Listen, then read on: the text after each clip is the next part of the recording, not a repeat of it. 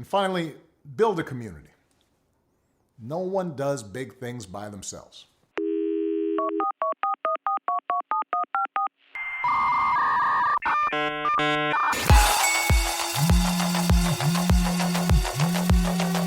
Hi, I'm Alexa. Would you like to air party? Let's use internet like a phone, not like library. Bring people together behind their screens. Let's stop being the center of the circle. Be the circle.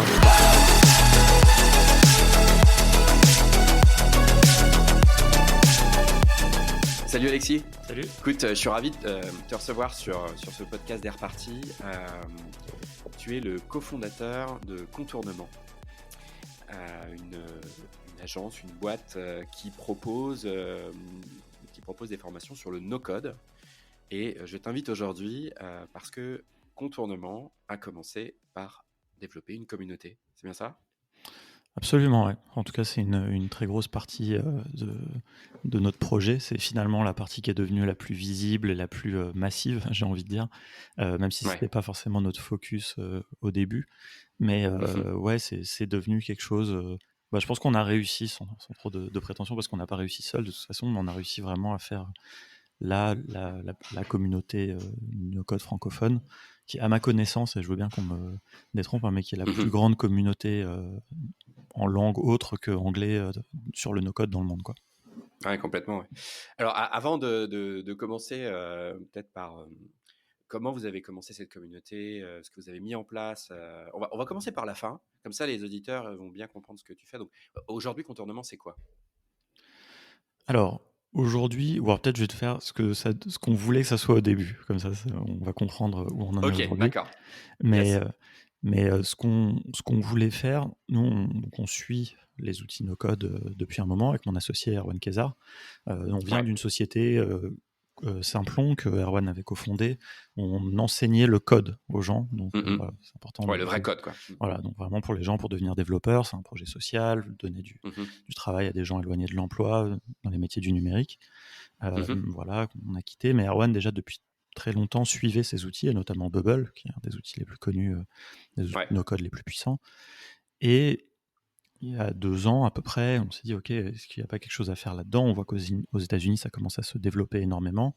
Il commence à y avoir des communautés, notamment MakerPad, par exemple, No Code Founders qui se lancent autour de ça. Les outils deviennent matures, les outils deviennent puissants et permettent de faire des choses vraiment intéressantes. Tu vois. C'est-à-dire avec Bubble, tu peux littéralement faire Airbnb ou Twitter en quelques jours, ce qui n'était pas le cas en 2015 quand c'est impressionnant. Donc c'est vraiment, on s'est dit, OK. Puis on a vu des levées de fonds. Webflow a fait une levée de fonds très importante. Tu vois, tous ces signaux en 2019 nous ont dit, OK, il faut faire quelque chose. Il y a quelque chose, en tout cas, il y a quelque chose d'intéressant à faire là-dedans. Donc on s'est dit, nous, ce qu'on sait faire, c'est des formations. Et puis, ce qu'on a envie de faire, c'est de démocratiser l'accès au web en général. Et donc on s'est dit, les outils no-code permettent de faire ça, quoi. Donc on s'est dit, OK, on va faire... notre ambition à la base, c'était de faire le wagon du no-code. Je pense que tu es familier avec le complètement, wagon. Alors pour les auditeurs, c'est un bootcamp de code très connu qui est hyper quali. Ils ont fait vraiment quelque chose de super. Donc c'était un petit peu ça notre ambition, quoi. Il fait partie un peu des tendances des académies, quoi. C'est du peer learning où les gens peuvent s'apprendre des choses entre eux. Et, c'est ça, ils ont une pédagogie très intéressante, très développée. Ils ont une plateforme aussi pédagogique qui est hyper intéressante. Enfin bref, leur truc est hyper rodé. On s'est dit, voilà, ça c'est un modèle. Donc c'était votre objectif, quoi. Voilà, c'était de faire quelque chose de similaire avec les outils no-code. Et puis très vite, on s'est rendu compte qu'il n'y avait pas vraiment C'était trop tôt en tout cas. Je ne sais pas si un jour il y aura une opportunité business. En tout cas, le marché n'était pas prêt, comme on dit. Et donc, on a pivoté. D'abord, on a fait des formations side project, donc plutôt pour des gens qui avaient un projet à faire en plus de leur boulot le soir. Donc, c'était un soir par semaine et le samedi. Voilà, on a itéré pas mal de choses. On a fait aussi un peu de production. On a testé pas mal de choses différentes par rapport à ce qu'on savait faire, toujours dans le domaine du no-code. Et puis, le Covid est arrivé. Et là, on a pivoté pour arriver là où vraiment notre activité actuelle, c'est-à-dire des formations en ligne, donc des modules de formation asynchrones que les gens peuvent suivre tout simplement. Voilà, on a 4 modules. On a un module d'initiation qui permet vraiment de découvrir le no-code, mais par la pratique. Ouais. Un module autour d'Adalo qui permet de faire des applications mobiles. Un module sur Airtable, un module sur Zapier. J'en reparlerai un peu plus peut-être pour vous dire vraiment ce que nous on fait avec Airtable et Ouais, Zapier, c'est- qui sont des outils, à mon avis, tout le monde peut vraiment avoir besoin, quoi. Oui, oui, ça permet de faire un grand nombre de choses. Juste pour savoir, à partir dans toute cette trame-là que tu nous as retracée sur l'histoire un peu de contournement, à quel moment ta communauté en ligne, et j'insiste un peu sur le côté en ligne, Mm. elle apparaît. C'est un Slack, c'est ça? Ouais, alors c'est un Slack, c'est principalement un Slack. Alors en fait, ce qui s'est passé, c'est que la communauté, elle a commencé très tôt, parce que D'accord. on s'est dit, donc nous on a commencé à travailler sur tout ça au mois d'avril, mai 2019. On a officiellement lancé en septembre 2019 le projet Contournement. Et en fait, on a tout de suite fait le Slack, parce que, en gros, on savait que... En fait, il y a deux choses. C'est-à-dire que déjà, il y avait une opportunité, puisqu'on voyait, comme je disais, des communautés anglophones se développer. On s'est dit, bon, En format communauté. Oui, c'est ça. ouais, voilà. Et donc, on s'est dit, nous, il y a une opportunité à faire ça en français en France. Enfin, donc, autant le commencer dès maintenant, tant qu'il n'y a personne. Et puis, on savait que ça serait un peu un support pour nos activités. Et donc, en fait, ça a commencé, nous, au début, on était très rendez-vous physique, on faisait des meet-up. Dès le début, vraiment dès l'été 2019, on a fait beaucoup de choses comme ça. Et donc, en fait, pour garder le lien, et ben, on avait le Slack. Donc, c'était le Slack de contournement qu'on disait aux gens qu'on rencontrait, venez sur le Slack. Et après, il y avait une deuxième vie, on va dire, à ces rencontres qui étaient en ligne. Les gens continuaient à échanger. Voilà, donc c'était prolonger vraiment... la fête, quoi. Exactement, c'était un peu cette idée-là à la base. Donc, l'objectif n'était pas forcément de faire que un truc en ligne, mais évidemment, c'était le meilleur moyen de faire ça. Enfin, de toute façon, Slack, c'est, je pense, un des très bons outils pour des discussions en direct, mais bon, c'est quand même un peu le côté vivant d'une communauté, on peut le retranscrire que comme ça. Donc, on a commencé quasiment dès le début. Et puis Covid, quoi. Et puis, voilà, c'est ça, parce qu'en fait, au début, il n'y avait vraiment pas beaucoup de monde sur le Slack, parce qu'il y avait des gens qui s'inscrivaient, mais personne n'était actif. Enfin, je veux dire, jusqu'à la fin de l'année, globalement, c'était très dur, quoi. C'est-à-dire, c'était vraiment la perfusion. C'était moi qui mettais un peu tous les messages, faisais les questions, les réponses. Il y avait quelques personnes qui commençaient à être là. Ce qui était sympa, en fait, c'est que, comme c'est souvent des gens qu'on avait rencontrés d'abord, il y avait quand même, ça aidait un petit peu à bootstrapper le Slack, parce que les gens étaient un petit peu plus engagés que si juste ils avaient vu un lien et s'étaient inscrits.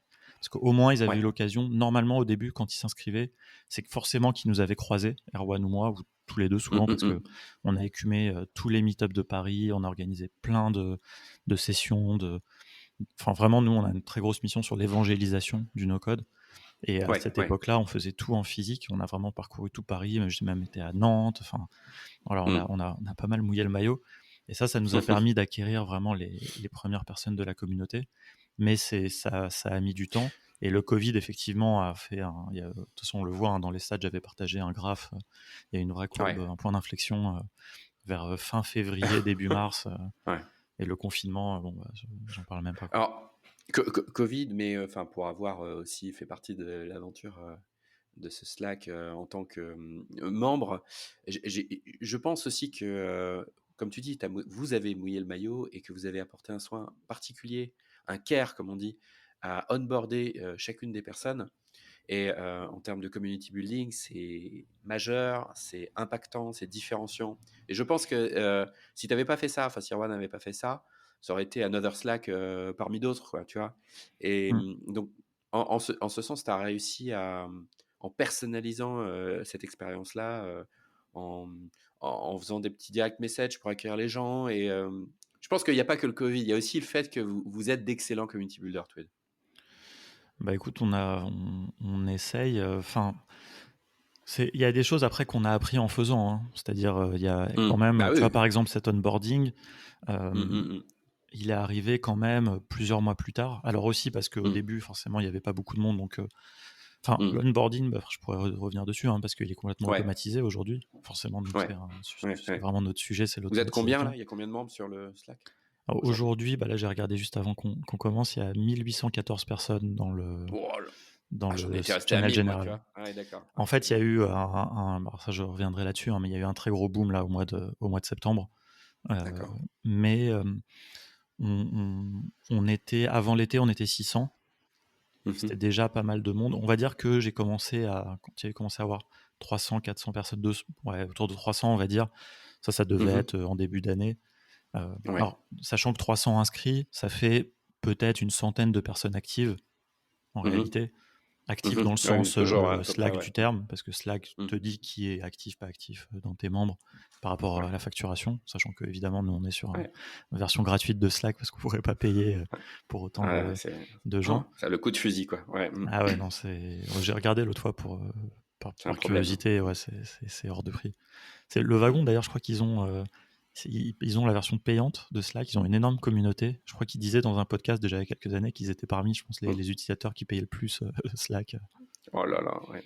Mais ouais, non, c'est.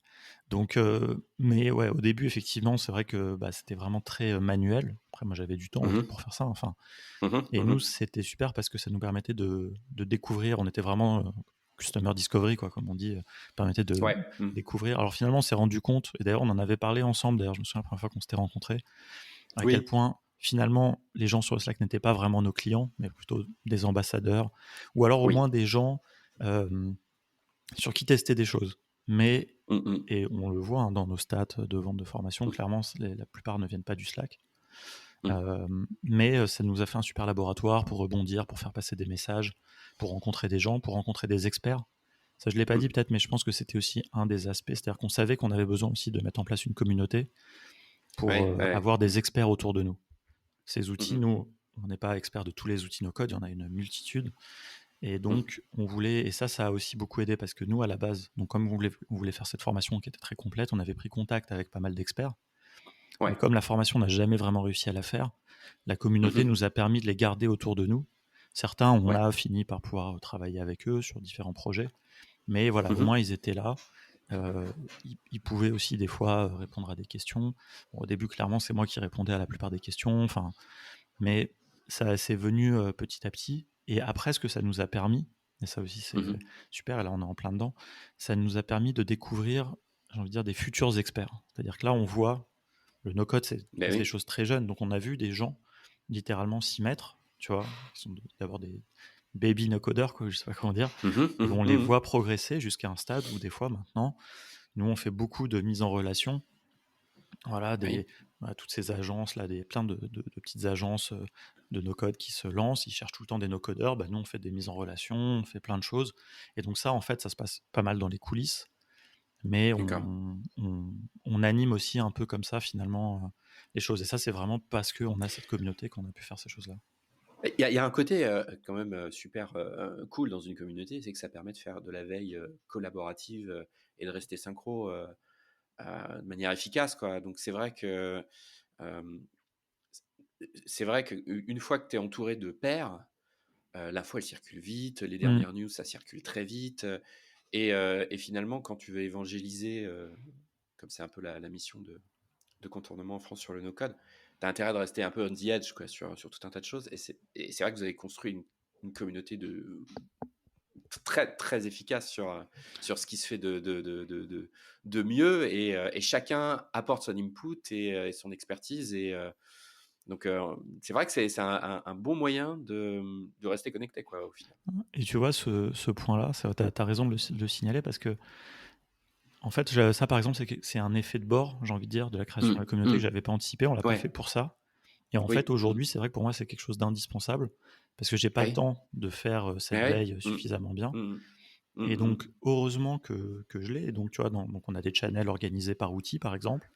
Et on a, par exemple, sur Glide, on a un mec qui est passionné, qui poste tout le temps les nouveautés, tu vois. Et donc, moi, ça m'évite ce que je faisais avant, au début de contournement, j'allais tous les jours sur le forum de Glide, etc. Le problème, c'est que des outils comme ça, t'en as 20 à suivre, tu vois, qui sont un peu incontournables. Et donc, Ça, et donc ça, c'est super. Et à tel point même qu'on l'a structuré. Donc dès le début, en fait, on avait fait un channel veille et média, tu vois, c'est très classique dans tous les Slack, de toute façon. Ouais, ouais. Mm. Et pendant longtemps, il n'était pas très actif. Et puis, ça, c'est vraiment quand on a eu notre stagiaire Ulysse cet été. On s'est dit, on l'avait déjà en tête, mais on n'arrivait pas à le faire. On s'est dit, OK, on va publier une veille toutes les semaines. À la fois sur notre blog, mais finalement, le vrai point qui était intéressant, et je pense qu'il est vraiment plu à la communauté, c'est qu'on l'a publié sur le Slack toutes les semaines, tous les vendredis, vraiment avec une régularité parfaite. Et vraiment, Ulysse a vraiment pris soin de faire une veille très, très quali, très recherchée. Et c'est devenu, je pense, un rendez-vous. Une curation collaborative. Ouais, c'est clairement un rendez-vous. On attend à la fin de semaine le digest de tout ce que. Exactement. Et s'il y a quelque chose qui a été oublié, évidemment, comme tu dis, tu vois, c'est collaboratif. Les gens peuvent rajouter des choses. Ça arrive d'ailleurs régulièrement. Et donc c'est sympa. Et puis dans l'intervalle, en fait, entre chaque vendredi, effectivement, des gens aussi maintenant s'emparent de ce channel et postent des choses. Nous, on a lancé aussi un média, blog, on va dire, pour l'instant, mais qu'on espère devenir plus gros, qui à chaque fois qu'on poste un article, ça va automatiquement dans ce channel-là. Donc voilà, ça commence à se structurer, c'est-à-dire que la communauté commence à avoir plusieurs facettes et on commence à rendre des services, j'ai envie de dire, à la communauté, vraiment. Il commence à y avoir un vrai intérêt, quoi. C'est-à-dire quand tu viens, tu vas avoir des choses. On a aussi lancé des perks. Voilà, ça c'est des choses récentes, justement. Après, je peux arriver vraiment sur ce point. Ouais, mais sur le côté input de la communauté. Et, en fait, je pense qu'il y a, quand tu es sur un sujet innovant qui bouge, où il y a beaucoup de liquidité d'informations et qui change de jour en jour, c'est vrai que la communauté, elle a un intérêt sur ça. C'est une communauté de no-codeurs, c'est une communauté de veilleurs quelque part au départ, parce que ça bouge vite et que donc ça c'est le premier intérêt.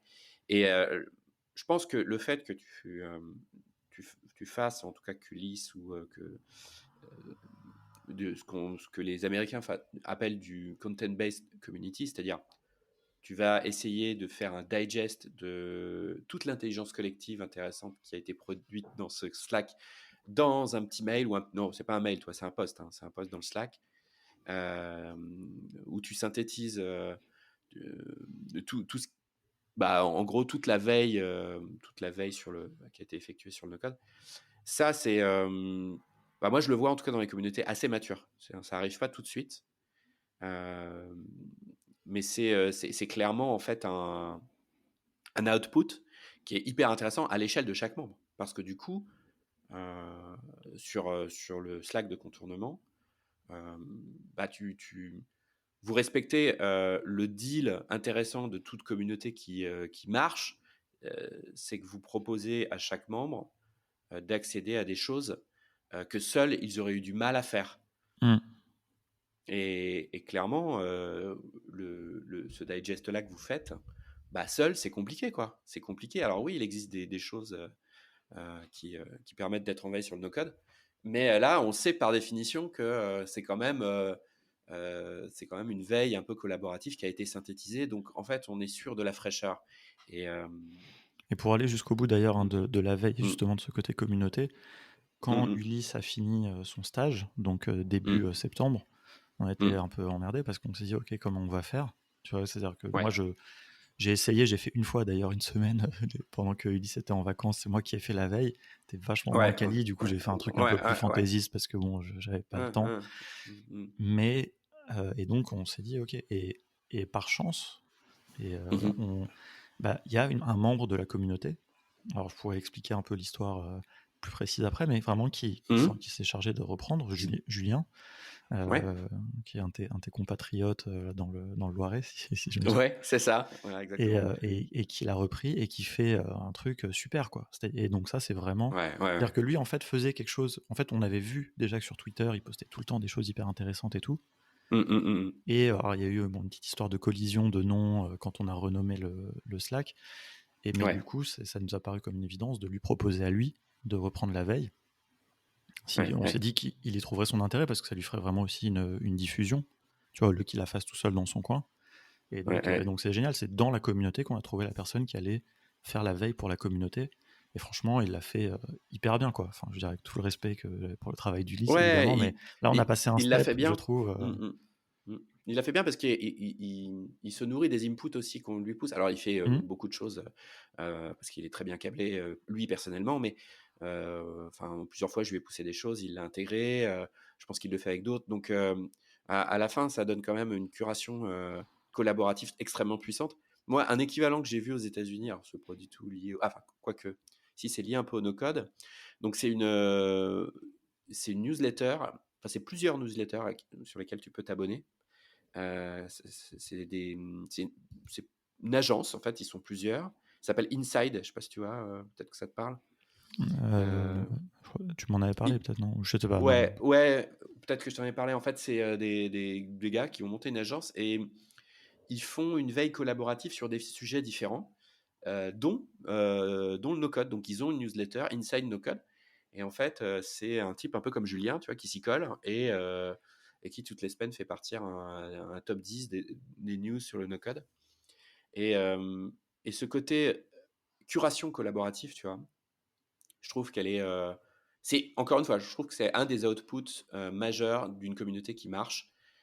C'est donner la parole aux membres et à l'intelligence que produisent ces membres ensemble. Et je trouve que vous le faites très bien. Donc, on pourrait en parler pendant des heures du sujet de la curation. On avait déjà fait un podcast aussi là-dessus.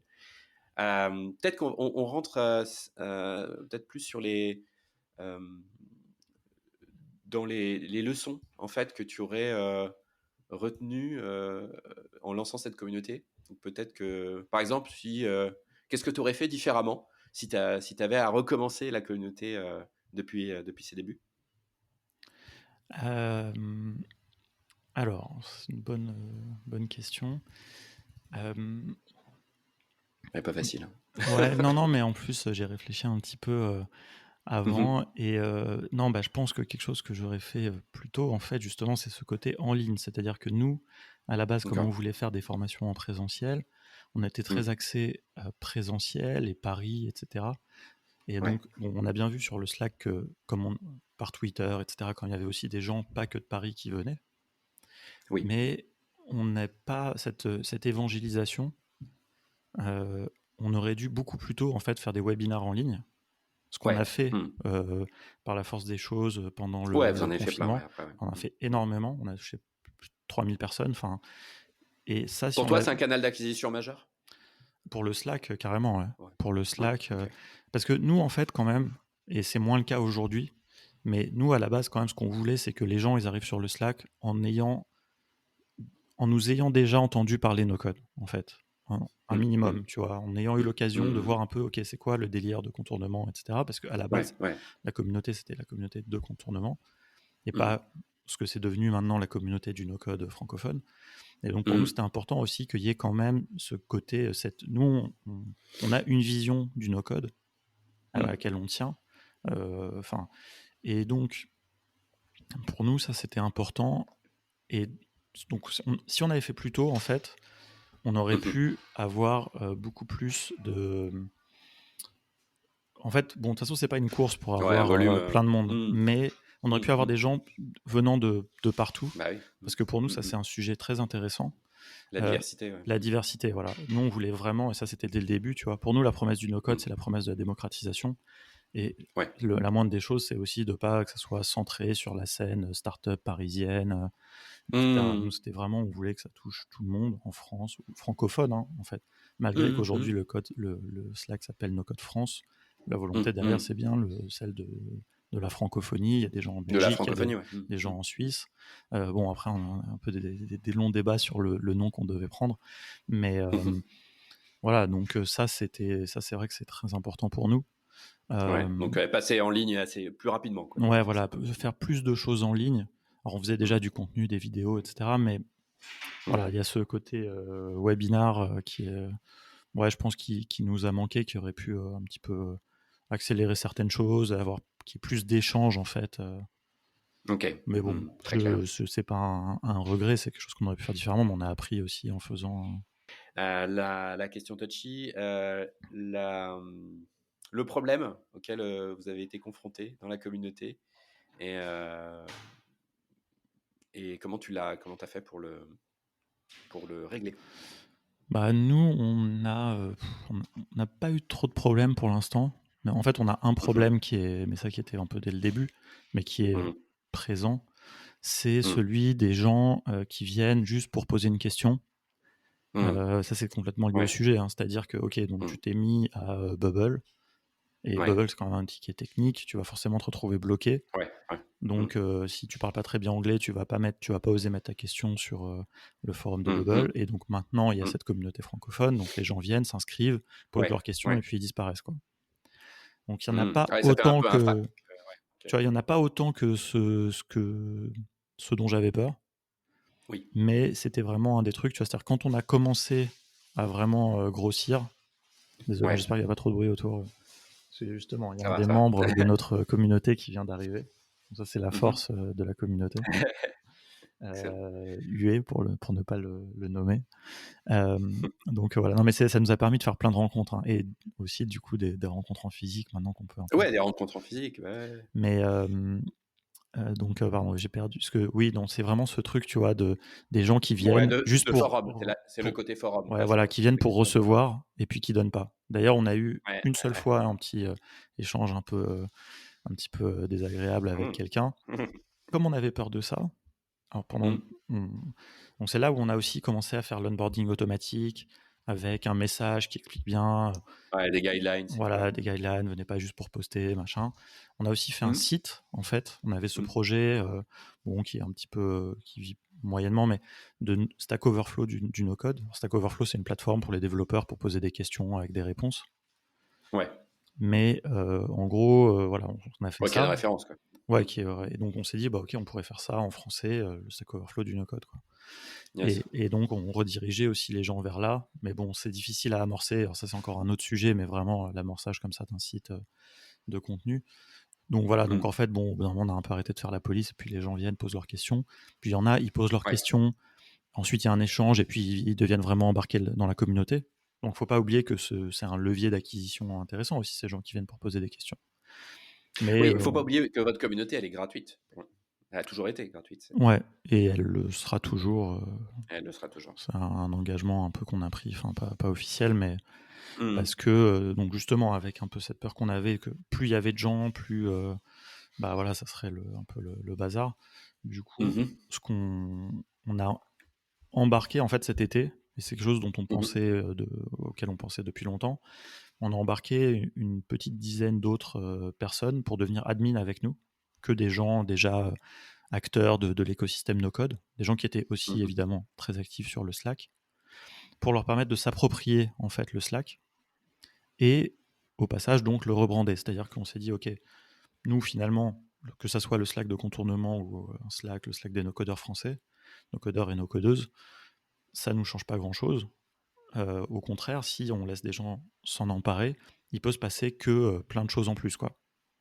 Ouais. Donc, on a fait ça, et en fait, il s'est passé exactement ça. Et donc, du coup, par exemple, Jérémy de The Toolbox, il a mis un post sur Ouais. LinkedIn qui a eu, je sais plus, 800 commentaires, je crois. Et il a Mhm. envoyé le lien du coup à chacune de ces personnes. Et donc on a eu un influx de gens. Et tout le monde a fait ça. Thibaut d'AutoTools, qui a lui aussi une communauté par ailleurs, a quand même invité les Mhm. gens de sa communauté à rejoindre le Slack. Enfin, il y a eu tout un mouvement comme ça. Et donc on a doublé sur le mois de septembre, en un mois, Wow. les gens. Et donc là, vraiment, là je me suis dit, ok, bon, maintenant on a une team d'admin, donc on va vachement mieux pouvoir modérer le truc. Mais je pensais vraiment que ça allait quand même devenir le bordel et qu'on aurait beaucoup ces gens qui viendraient poser des questions. Ou alors, il y avait l'autre truc, mais ça qui est plus facile à modérer parce que juste efface le message, c'est l'auto-promo, Mhm. tu vois. Donc déjà, on a fait un Mhm. channel pour ça, mais il y a eu 2-3 fois des gens, tu vois, je sais pas, genre des product managers, Mhm. ils ont mis la pub pour leur formation product manager, tu vois. Bon, j'ai effacé Ouais. le message et le mec, je lui ai envoyé un message en privé, je lui ai dit désolé, mais c'est juste ça n'a aucun rapport, tu vois. Enfin, c'est pas. Certes, tu es malin, tu as compris qu'il y avait pas mal de PM dans notre Mhm. communauté, mais sauf que toi, Mhm. ce que tu proposes là, dans notre communauté à nous, qui est no code, ça n'a rien à voir. Mhm. Et voilà, et globalement, ça s'est toujours bien passé, parce que de toute façon, ces gens-là qui font l'autopromo, en fait, ça c'est facile parce que ils voient même pas que tu as effacé leur message, ils sont déjà partis ailleurs, tu vois, poster leur truc. Du coup, sur le côté un peu advocacy, ambassadeur, que tu réunis en admin euh, et qui font un peu décoller un peu l'acquisition sur le Slack, ça me permet de poser la troisième question, qui est peut-être un peu liée. Quelle est la meilleure chose que tu aies jamais faite, du coup, sur cette communauté? en ligne. Est-ce que du coup, c'est pas ça? Est-ce que c'est pas, si je comprends un peu ce que tu dis, Bah, c'est de après, donner c'est après de donner, ouais. l'avenir nous le dira, tu vois, parce que ça fait que là, au moment où on enregistre, ça fait un mois Mmh. exactement qu'on a fait la bascule. Ouais, ouais. Oui, je pense quand même très sincèrement que c'était la meilleure chose à faire. Parce que Donner la au-delà parole de... à ceux qui sont les plus actifs et ceux qui ont eux-mêmes une communauté, en fait, finalement. Exactement. Et tu vois, au-delà, Ouais. évidemment, il y a le côté acquisition qui est très intéressant, Mmh, mmh, mmh. mais surtout, moi, vraiment ce que je voulais, c'était l'aide pour modérer. Et puis aussi pour répondre aux questions, tu vois. C'est-à-dire que, en fait, ce qu'on a vu aussi quand même, c'est que là, les admins sont forcément plus impliqués. Donc, ils vont Mmh mh. encore plus répondre aussi aux questions des gens, Mmh. aiguiller. Tu vois. Après, on a quelques membres aussi Mmh qui mh. aident aussi à cette modération. Tu vois, par exemple, on a un membre, Valentin, tu vois, qui tout le temps rappelle aux gens de ne pas faire des pings à Canal, par exemple, des choses Ouais. comme ça. Et donc, Mmh mh. ça, je pense, de toute façon, à terme, on proposera de rejoindre l'équipe d'admin, justement. Ça, c'est vraiment aussi la volonté, tu vois. Mmh mh. Mmh. La volonté, Mmh mh, mmh. clairement, c'est pas du tout de rester les 10 qu'on est Mmh. actuellement, c'est aussi de faire rentrer D'évoluer. des gens. Mmh. C'était un move d'ouverture, quoi. C'est vraiment se dire, maintenant, il faut que la communauté s'en empare. Moi, ça me libère un Mmh. peu de temps, même si pour l'instant, c'est encore moi qui, on va dire, organise un petit peu les organisateurs. Mais ça Mmh devient mh. très décentralisé. Et puis, les gens vont rentrer. Et puis, j'espère qu'il y aura des projets sous la bannière No Code France. Tu vois, il y a Stan qui a porté vraiment la création de ce média, tu vois, news.nocodefrance. Mmh. Il y a Thibaut qui développe une petite plateforme pour accompagner, pour que les gens puissent dire où ils Ouais, sont, etc. on peut Voilà. parler peut-être 2 minutes de ces gens-là parce que c'est des gens qui ont aussi des communautés. C'est ça aussi la force de Contournement, c'est que tu as réussi à fédérer des gens qui avaient eux-mêmes une communauté. Donc Stan, le référent un peu France de Glide, c'est ça? C'est ça, Qui, c'est un expert, c'est toujours, je pense, le seul expert Glide en Glide, France. l'outil no code, ouais. Mmh mh. Voilà, donc il est très impliqué Au là-dedans, mais il est aussi très impliqué, tu vois, dans le no-code en général, quoi, au-delà de juste cet outil, quoi. ouais, mmh, on le salue au passage. Thibaut, donc AutoTools, donc ça aussi, donc une super plateforme pour apprendre à maîtriser à maîtriser Bubble et autres, quoi, Ouais. en Et, ligne. et c'est un bon exemple parce que, tu vois, donc Thibaut, on se parle depuis déjà l'été 2019. Vraiment, on s'est parlé Mmh mh. très tôt. Parce que je veux dire, Mmh. concrètement, quand on s'est lancé, on a évidemment fait un benchmark aussi de ce qui existait.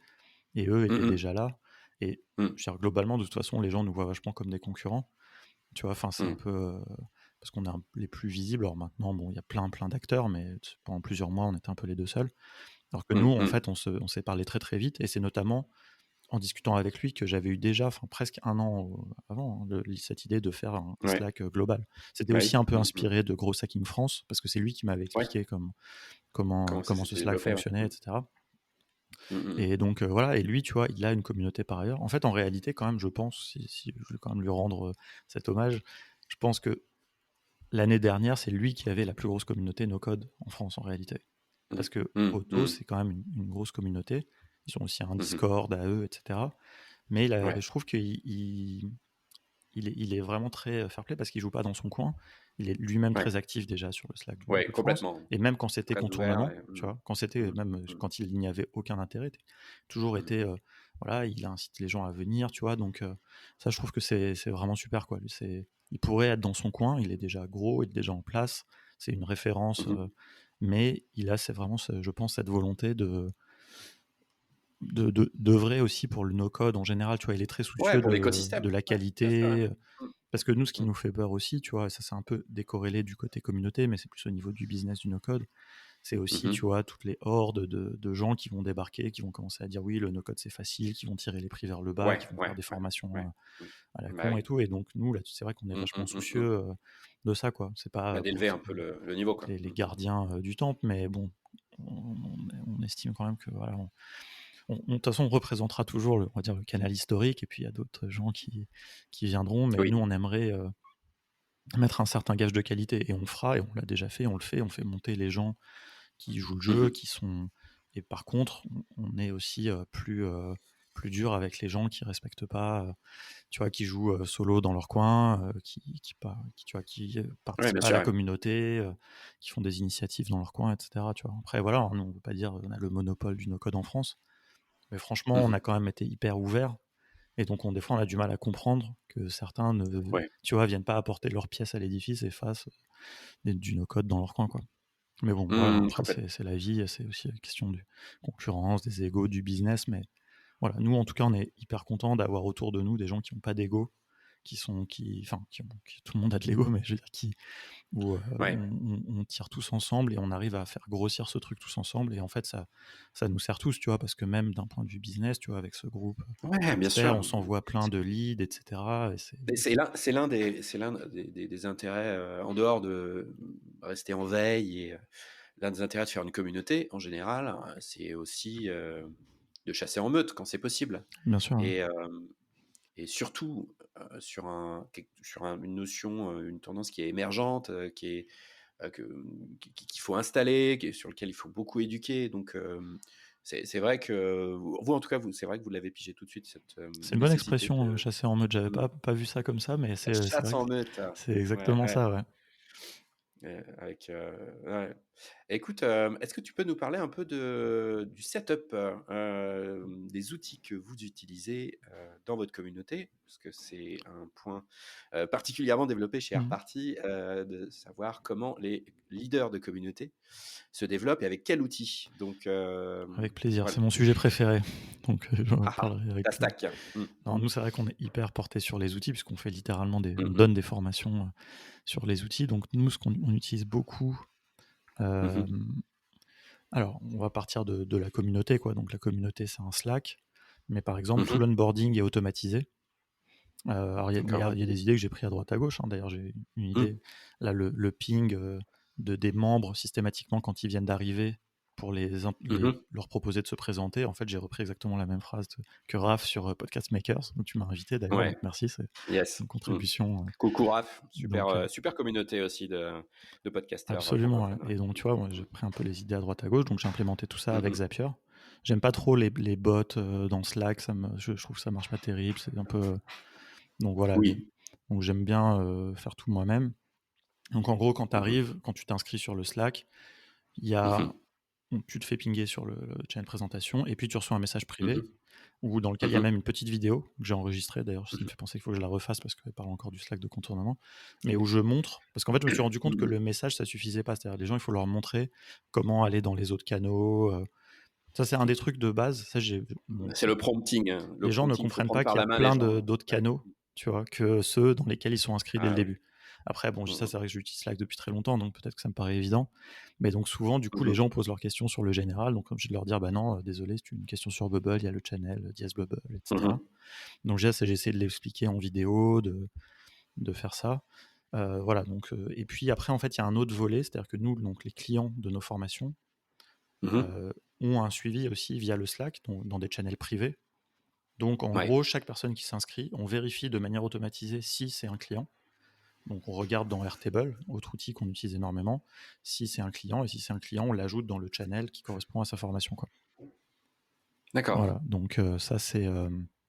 Ça synchronise un peu. D'accord. Ouais, donc voilà, donc Airtable, autre outil qu'on utilise énormément. Globalement, on a toutes les bases de données de contournement, le business, la compta, les leads, tout, les experts, les membres du Slack, tout est D'accord. dans des bases Airtable.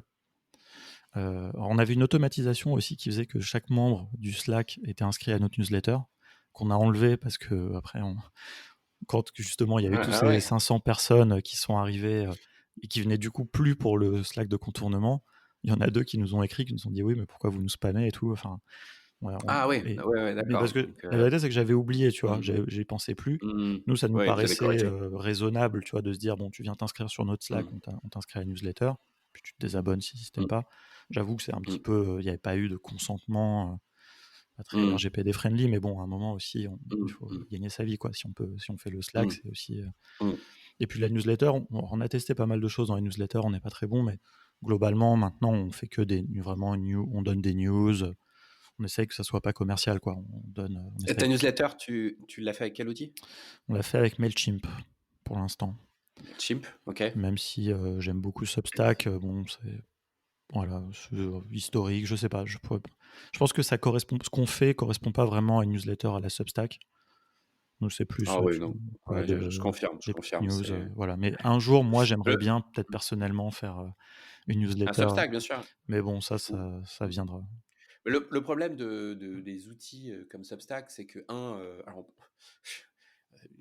on va pas débattre, mais parce qu'il y aurait de quoi dire, mais c'est associé, ça peut être associé effectivement à du no-code, mais en fait, c'est tellement structurant et que ça te donne tellement peu de liberté au final, parce qu'en fait, c'est paradigmique. C'est-à-dire, en fait, ça t'oblige à faire de l'innovation sous contrainte, mais alors vraiment sur beaucoup de contraintes. Et un outil comme Substack, ça te fait croire que c'est un outil de newsletter. Alors en fait, non. En fait, Substack, ça veut être ton paywall, ta newsletter, ton site web. En fait, ça veut être Mm. tout, quoi. Ça veut faire ton podcast. Donc en fait, une fois que tu es parti là-dedans, bah, tu te retrouves dans cette guerre des outils qui veulent ton paywall et qui veulent que tu fasses du membership. Sauf que comme tout est dirigé, toutes leurs features, leurs fonctionnalités à venir ou existantes tournent autour du fait que tu sois un super vendeur et qu'à un moment donné, tu proposes des contenus premium et que tu es un paywall, ben, au final, ça correspond peut-être pas à la manière dont tu te développes. Ouais, et puis même d'un point de vue très pratique sur la forme de la newsletter, je trouve que c'est des newsletters qui sont très jolies, avec du texte, avec des images en pleine largeur, etc. Mais il n'y a aucun choix de mise en page. Donc ça aussi, ça guide. Et moi, je trouve que c'est Ouais, pertinent si tu as du texte intéressant à lire. ouais, Nous, c'est ouais, beaucoup des petites vignettes, tu vois, hop, les 3 derniers épisodes du podcast, etc. Ça marche mieux avec Mailchimp. Mais bon, c'est aussi parce que c'est le seul outil qu'on connaissait à l'époque où on s'est lancé. Aujourd'hui, peut-être j'utiliserais plutôt MailerLite, je sais pas, bon, il y en a tellement des outils. Donc vous faites sur Mailchimp Ouais, voilà, et newsletter. donc on a des automatisations. Quand tu regardes un de nos webinars, là pour le coup, si tu as consenti, tu es aussi automatiquement inscrit à la newsletter. Enfin, on a, je sais pas, je D'accord. pense une vingtaine d'automatisations Zapier pour toutes nos ops D'accord. globalement et qui sont très liées à Airtable. Ensuite, à côté, on D'accord. utilise Notion pour la gestion générale un petit peu de notre connaissance. De la connaissance? Ah ouais, ok, d'accord. Voilà, donc ça, on est très fan de Notion. Après, des fois, on a un peu des trucs, des fois, on met un truc qui pourrait aller ou dans Notion ou dans Airtable, tu vois, on a beaucoup de bases, en fait. Bon, bah, je sais pas, des fois, c'est un peu au feeling, donc il n'y a pas vraiment de règles, mais on aime beaucoup les deux outils. D'accord. Donc, on a un Et sur le podcast. site web? Ouais. Alors, le site web, on utilise Ghost. En plus, c'est marrant parce que Ouais, Ghost, en fait, pour magnifique. moi, c'est un peu l'équivalent de Substack par rapport tu vois, entre Substack et Mailchimp, Ghost, c'est un peu la même chose entre Ghost et WordPress, quoi. Pareil, tu vois, Ouais. Ghost, t'as pas vraiment de mise en page, c'est que du texte plein pot. Mais là, pour le coup, ça correspond un peu mieux à ce qu'on. On n'a pas vraiment un blog, en fait, on appelle ça, c'est un site, on a un site ressources.contournement.io où on met les vidéos qu'on fait, on met des textes. C'est surtout du Ouais. contenu froid. Voilà, des ressources, en fait, pour les gens, pour apprendre le no-code. On n'a pas vraiment on a un site qu'on fait avec Webflow, notre site vitrine. Votre site vitrine, ouais. Voilà, pour l'instant, qui est une seule page que Erwan est en train de refondre. Et puis, on utilise, très important pour nos formations, Podia. Ça, c'est vraiment notre plateforme de formation. Oui, voilà. C'est un outil de cours en ligne pour faire ton propre curriculum. Exactement, Ouais, ok. qui est super, qui est hyper simple. Podia, ouais. Pareil, un peu en fait dans cette même idée que Ghost ou Substack, très simple, très pas de mise en page, de trucs chelous dans tous les sens, très hyper direct. On a, qu'est-ce qu'on a Et je t'ai coupé, oui. donc podcast, tu parlais? Oui, j'allais dire oui, non, donc on a aussi ce podcast, pareil qu'on a commencé très tôt, quasiment en même temps que l'été dernier, quoi. Vraiment dès le début, pareil, on savait que ça nous permettrait de rencontrer des gens. C'est le podcast, le nom, c'est Contournement, Ouais, c'est ça s'appelle Contournement audio, mais je pense que je vais enlever le audio parce que ça n'a aucun intérêt. Ouais, donc on fait avec Anchor, voilà, qui est un outil qui est très simple parce que en fait on enregistre tout, un peu comme on fait là avec Zencaster ou alors quand c'est en physique. J'ai investi, comme je suis fan de podcast, j'ai investi un peu dans des micros enregistreurs Zoom H6, etc. J'ai fait le setup de tous les podcasters. Le bon setup du podcaster. Ouais, exactement. Et ça, je regrette pas du tout. C'était un des meilleurs investissements que j'ai fait parce que ce podcast, je l'ai fait vraiment par passion au début. Mais pour le coup, il commence à nous amener. Enfin, je croise des gens qui me disent oui, j'ai écouté tous tes épisodes et tout, et c'est hyper touchant. Et c'est dur, hein, le podcast, c'est un peu comme. La communauté, c'était plus dur. Tu sais, au début, quand t'es seul, quand t'es deux, quand t'es trois, que tu rames, voilà, c'est bien. Le podcast, à la limite, comme je faisais par passion, de toute façon, au début, même quand il y avait 3 personnes qui écoutaient, je m'en foutais, quoi. Mais maintenant, là, on approche des 10 000 écoutes. On a 25 épisodes. Et tu vois, et surtout, à la limite, c'est même pas tant les chiffres, c'est le fait de croiser des gens qui me disent j'écoute ton épisode, enfin, j'écoute tes trucs et tout. Et ça nous ouvre des portes, ça nous a même ouvert des clients. Ça, c'était un des meilleurs investissements, quoi. Mais il y a vraiment, pour continuer sur un peu les compliments, dans le community building, moi, ce que je vois, c'est que les communautés qui marchent bien, c'est les communautés qui ne restent pas communautés, qui savent se marketer, en tout cas qui savent aussi dire ce qui se passe à l'intérieur et qui savent aussi communiquer, qui savent prendre la parole, qui savent faire du hustling en ligne. Parce qu'il y a quand même, faut le dire, énormément de communautés, de groupes euh, qui, qui sont en mode club. C'est-à-dire, en gros, ils vont avoir une page vitrine et bah, ça prend pas la parole, ça dit pas ce qui se passe à l'intérieur, ça fait pas de blog. Alors que en fait, il y a un subtil équilibre quand même dans le community building qui est il faut mettre en relation les gens à l'intérieur, mais à l'extérieur, il faut donner envie, quoi. Et vous le faites très bien. Et le coup du podcast, bah, quand on est une communauté, avoir un podcast derrière, devant sa communauté, bah ça, au bout d'un moment, comme tu le dis, ça a des effets composés, comme dans toutes les émissions de podcast. Mais c'est ce que tu dis, c'est qu'au départ, bon, bah, tu le fais parce que déjà parce que c'est toi, c'est ta passion. Mm. Et au bout du 20, 30e épisode, tu as des effets composés qui fait que c'est un canal d'acquisition extrêmement puissant. Ouais, non, c'est. Après, tu vois, en termes de volume, on n'est pas encore, c'est pas encore décisif, mais tu vois, comme on voit la progression, c'est aussi ça motive. Et puis, ça Oui, ça donne une nourrit, idée. ça nourrit nos idées. Et puis, Mm. bon, je veux dire, on va pas se mentir, hein, de toute façon, c'est un des sujets pas mal sur Podcast Makers. C'est aussi, ça permet un peu de taper dans les communautés des invités, quoi. On le fait pas pour Ah bah ça, oui, très bien sûr. sincèrement. Mais Mm. tu vois, c'est bête, hein, mais là, on a fait l'avant-dernier épisode. Enfin, c'est donc le CMO de Germinal. Genre, très franchement, Oui. c'est un des meilleurs épisodes qu'on a enregistré, tu vois. Enfin, c'était vraiment, le mec était passionnant, c'est très bien entendu malgré qu'on soit à distance. Ouais. Et bah, il est devenu numéro 1, en fait. Tu vois, il a dépassé un épisode qu'on avait enregistré il y a un an, qui était un Wow. épisode aussi très passionnant avec Charles Thomas, le fondateur de Comet, tu vois, qui est un peu le poster child du no-code en France. Je sais même pas comment on traduire cette expression, mais et, donc, tu vois, mais c'est Le aussi chantre. parce que, ouais, voilà, c'est pas mal. Mais tu vois, c'est aussi parce que la communauté de Germinal sur LinkedIn est hyper développée, ils sont hyper bons là-dedans.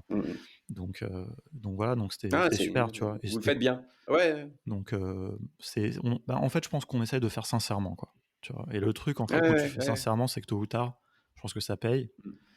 Après, le tout, c'est que ça paye pas quand t'es mort de faim, quoi. J'ai envie de un peu caricaturer. Je veux dire, on doit aussi se nourrir, etc. Mais ouais, sur le podcast, je pense que ça, c'était. Voilà, ça apporte ses fruits. C'est vraiment le côté organique. Tu vois, moi, je veux dire, je demande jamais aux gens de laisser des avis, etc. Parce que je pense que ça sert à rien. Donc, et tu vois, et voilà, ça grandit. Peut-être que si je le faisais, bah, ça aurait grandi encore plus. Mais c'est pas grave, tu vois. Enfin, moi, ça fait partie de l'ADN du truc. Et donc, là, on commence à voir les fruits de ça. Et donc, ça motive. Et puis, c'est un canal parmi d'autres. On a aussi une chaîne YouTube qu'on commence à développer, avec laquelle on prend beaucoup de plaisir aussi. Sur LinkedIn aussi. En fait, tu vois, ce qui est intéressant, c'est que parce que là, bon, je parle, mais moi, c'est vrai que j'ai beaucoup fait je me suis beaucoup occupé de la communauté en ligne, de toute cette phase virtuelle. Mais Erwan est très bon à faire exactement la même chose en présentiel, quoi. Tu vois, animer. Vous complétez bien, Voilà, et donc, sauf que là, on a eu moins l'opportunité de le faire. Tu vois, mais Erwan, il peut faire toutes ces choses-là en physique, en présentiel, dans des conférences, dans des meet-ups, dans des trucs, tu vois. C'est ça qui est important qui est intéressant dans les communautés en ligne, c'est que c'est pas incompatible avec le présentiel. Au contraire, en fait, ça peut être soit le prolongement des discussions en physique, soit Bien sûr. Ouais, non, parce que c'est vrai quand on pense communauté en ligne, souvent on a les exemples de, je sais pas, de groupes Facebook, autonomes, mais en fait aujourd'hui, déjà il faut peut-être comprendre et entendre dans communauté en ligne, communauté à distance, qui est déjà une autre manière de voir les choses. Et ouais, le fait que vous soyez. Mais tu vois, c'est vraiment un des trucs qui me manque un peu. C'est-à-dire que pendant le Covid, etc., bah, le fait de faire tous ces webinars, ça nous a fait vachement grossir. On s'est dit, bon, bah, en fait, c'est très bien. Maintenant, on va rester chez nous. On va pouvoir voyager en même temps qu'on fait notre activité. Mais tu vois, là, quand même, et d'ailleurs, c'est pour ça, par exemple, que UE est là aujourd'hui, où tu vois, maintenant, j'invite un peu des no-codeurs à venir dans nos bureaux. On a des petits locaux à Nation, à Paris. Et vendredi, on va à Station F. Bah, j'espère rencontrer plein de no-codeurs. Enfin, tu vois, j'ai envie de relancer un petit peu ce truc que, pareil, j'ai fait il y a un an. Alors là, c'était encore plus dur, hein, parce que franchement, tu vois, quand t'es quand t'es tout Mm. seul sur ton Slack à parler tout seul, tu vois, bon, au moins t'es chez toi, tu vois, c'est pas grave. Ouais, Quand t'es ouais, avec 3 personnes dans un bar, tu vois, et que t'espérais en ouais, avoir 20, franchement, j'ai ouais. passé des moments quand même et de la solitude, tu vois. Enfin, mais après, par contre, ça a fait, il Ouais. y a des gens que j'ai rencontrés comme ça qui sont très actifs.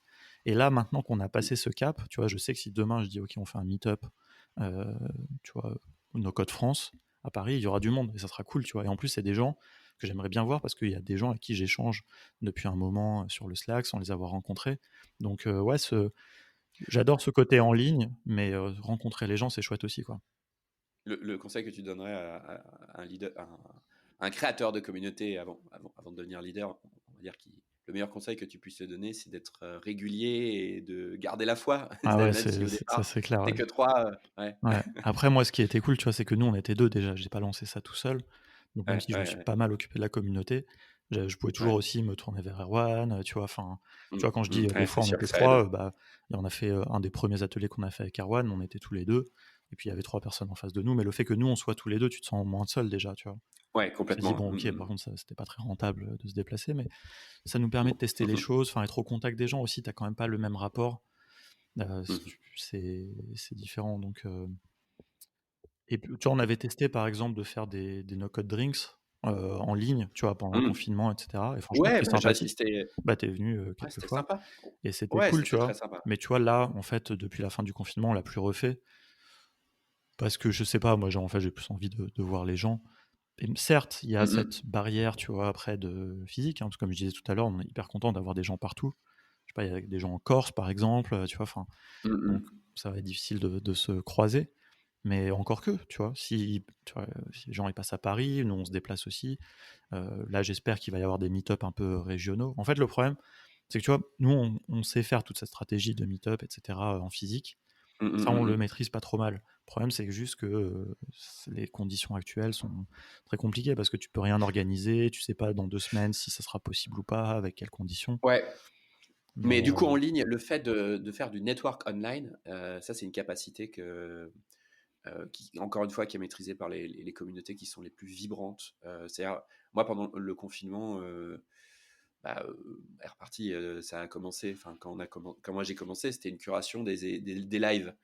Et donc, j'ai vu pas mal de webinars passer et tout. Et il y avait des meet-up, euh, comme on peut le voir dans le milieu, enfin, en physique, quoi, en présentiel, qui étaient faits online. Et franchement, bah, t'en faisais partie déjà. Donc, tu proposais des networks ou des drinks online. Et ça, c'est terriblement puissant. Ça, c'est terriblement puissant parce que quand tu arrives à faire en sorte de se faire rencontrer les gens entre eux en ligne, tu crées un momentum. hmm. Tu crées du momentum et tu as envie. Ça market vachement bien déjà ta propre communauté parce que tu donnes à voir ce qui se passe éventuellement à l'intérieur. Et je trouve que vous l'avez bien fait. Alors, effectivement, on le fait pas assez souvent, comme tu dis. Ouais, après, On ne sait pas de quoi honnêtement, demain sera moi, ce fait. qui me manque un peu, tu vois, dans le côté en ligne, c'est Mm. les sous-groupes, en fait. Tu vois, c'est-à-dire que moi, j'aime bien, Mhm. quand tu as un meet-up physique, tu as 10 personnes, en fait, tu as 4 groupes de 2 ou 3, tu vois. Mm. Tu vois, et Oui. tu vois, les gens se Ah, splitent, des et tables. puis Mm. après, Ah ouais, tu d'accord. passes de l'un à l'autre, tu vois, de côté. Des fois, il y a des mots qui me viennent que en anglais, tu vois, mais mingling, tu vois, tu passes d'un groupe à l'autre, tu vois, Mm. comme dans une soirée, tu vois, tu peux pas parler à 20. Oui. Donc, ça Mm. se divise en sous-groupes. Or, sur Mm, mm. Zoom, tu vois, ou des trucs, je sais pas, nous on a fait ça sur Jitsi, dès que tu es plus que Ouais. 6, ça fait des discussions hyper bizarres parce qu'il y a quelqu'un qui parle. Ouais. Dès que 2 personnes veulent réagir en même temps, plus personne, tu vois, les gens commencent à parler, puis après ils s'arrêtent.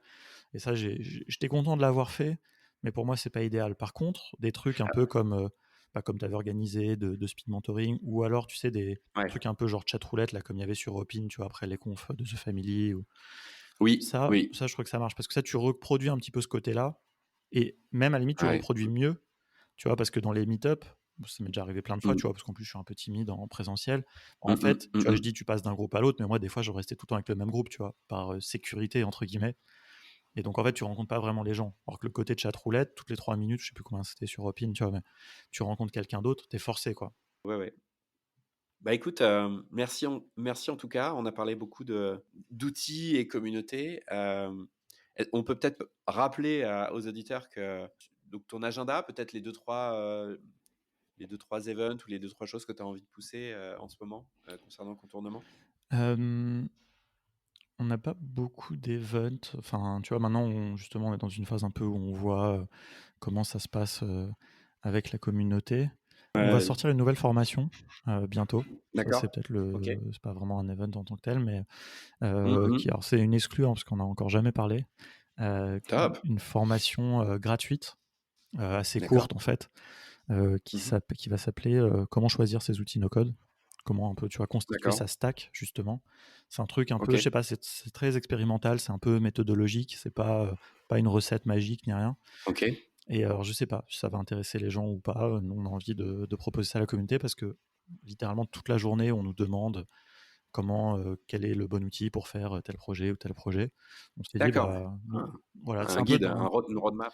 mais c'est vraiment une méthodologie, tu vois. C'est un truc, comment D'accord. choisir des outils, quels sont les critères à évaluer. Wow.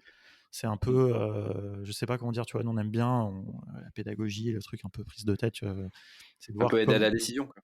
ouais, voilà, comment on peut former les gens pour prendre eux-mêmes des bonnes décisions. Donc je sais pas du tout D'accord. si ça va marcher. Je pense que honnêtement, on a mis beaucoup de cœur dedans, tu vois, c'est pas un module très Bon, long. bah, pas de raison. Donc voilà, mais tu vois, voilà, là où c'est intéressant d'avoir la communauté, c'est qu'on va d'abord le sortir à la communauté. De toute façon, c'est gratuit. Ben oui. Ben oui. Et même quand on Mm, fait un truc, ça qui nous a vachement servi, dans nos formations payantes, on a toujours mm, mm, embarqué pour chaque formation 3 personnes qui mm, mm, qu'on a embarqué à moins 90%. Jamais gratuitement, ça c'est très important, on fait toujours payer mhm, un minimum. mhm. Et ça a toujours été des gens qui nous ont fait des super feedbacks, en fait, qui nous ont aidés à roder Ben oui. nos formations. Et donc là, c'est un peu différent. Voilà, là, c'est gratuit. Donc on espère que plein de gens la testeront, nous feront des feedbacks. Et puis après, on communiquera dessus un petit peu plus largement. Voilà, c'est. Ben oui. Puis Et sinon, on n'a pas eu l'occasion de beaucoup parler de l'effet bac à sable, enfin sandbox d'une communauté, mais ouais, c'est hyper intéressant de pouvoir itérer et d'améliorer toi ta propre proposition de valeur parce que tu as déjà des gens à qui parler. Voilà. exactement. Et tout ce qu'on fait maintenant, en fait, c'est ça qui est assez génial. C'est-à-dire qu'on a une petite audience. Tu vois, par exemple, on expérimente aussi un format vidéo qu'on va faire, c'est tout à l'heure d'ailleurs, un jeudi midi, No Code Mhm. Game, où c'est vraiment juste, on se réunit à Top. 5-6 de la communauté, on commente les news. Et puis, et voilà. Et en fait, ce qui est cool, c'est que déjà, on s'en fout d'être tout seul, c'est pas grave. Mais en plus, on sait que maintenant, si on met un message sur le forum, enfin sur le Slack, et ben, il y a quelques gens qui vont venir. Et puis, tu vois, ils vont être plutôt bienveillants. Et puis, Mm, mm, mm, mm, et puis nous, on a un petit peu d'abonnés maintenant sur notre chaîne YouTube. Donc, quand le replay il est sur la mhm, chaîne YouTube, il y a un peu des gens qui regardent. Donc, c'est cool mm, aussi, mm, comme mm, ça. Voilà, c'est le côté très organique. Moi, je crois beaucoup à ça, même si c'est des fois dur parce que ça prend du temps. Mais mhm, par contre, c'est quali, quoi. C'est-à-dire que les gens, enfin, ce truc-là du no-code game, on a fait ça un peu tout l'été. Et bon, c'est mhm, des trucs, honnêtement, si tu connais pas le no-code, c'est pas intéressant, tu vois, c'est n'importe quoi, c'est un mm, peu un mm, truc mm, vraiment d'insider. Mais on a des gens qui mm. regardaient chaque semaine, quoi. Enfin, tu vois, limite, j'ai envie de leur demander, faudrait que je leur demande littéralement, pourquoi vous regardez. Bah oui. Et Ok. donc, voilà. Mm. Bon, bah écoutez, en tout cas, si cet épisode vous a pas donné envie de faire une communauté lorsque vous lancez un business et lorsque vous entreprenez des choses, alors là, moi, je ne sais plus comment vous convaincre parce que Contournement fait partie des communautés en ligne hyper vivantes, comme vous l'aurez compris. Rendez-vous pour les retrouver sur quoi? Sur contournement.io, c'est ça? Ouais, ça va être refondu de toute façon, donc, mais c'est le bon endroit où D'accord. ils C'est le centralisent. bon endroit où atterrir en ce Ouais. moment. Et puis No Code France, nocode-france.fr. Voilà, donc voilà, pour aller vraiment sur le Slack, littéralement, c'est plutôt. À la limite, c'est puisque c'était plutôt ça le sujet quand même. Voilà, par là, c'est le bon endroit. La communauté, c'est NoCode-France, qui est un magazine aujourd'hui, un magazine sur le no-code. Nocode-france.fr, c'est la page un peu de garde qui amène vers le Mhm, Slack. Et le mhm. magazine, c'est news.nocodefrance.fr. Voilà, en fait l'idée, c'est de faire un écosystème, tu vois. C'est-à-dire que, pareil, Ouais. l'émission télé de No Code Game, ça sera une émission de No Code France. Tu vois, d'espèce d'avoir Mhm, un parapluie comme ça, un peu une mhm, bannière mhm, plutôt qu'un parapluie. Et puis voilà, moi j'aimerais bien qu'il y ait des gens de communauté, tu vois, qui disent, ok, bah moi je vais faire, mhm. bon, alors, pas le podcast No Code France, sinon on va pas s'entendre, mais autre chose, tu vois, enfin d'autres, Ouais, je ouais, sais pas ouais. quoi, tu vois, des tutos, n'importe À qui tu quoi, peux donner la des parole. meet-up. Voilà, Mhm. moi ce que j'aimerais surtout le plus, c'est des meet-up régionaux, en ligne ou Ouais. pas, sous la bannière No Code France, ça vraiment, ça me ferait plaisir. Si vous écoutez ça et que vous voulez en faire, n'hésitez pas. Super. Alexis, merci infiniment pour cette heure passée ensemble. Et à très vite pour un prochain épisode d'Air Party avec d'autres leaders de communauté. Merci beaucoup pour l'invitation, à bientôt.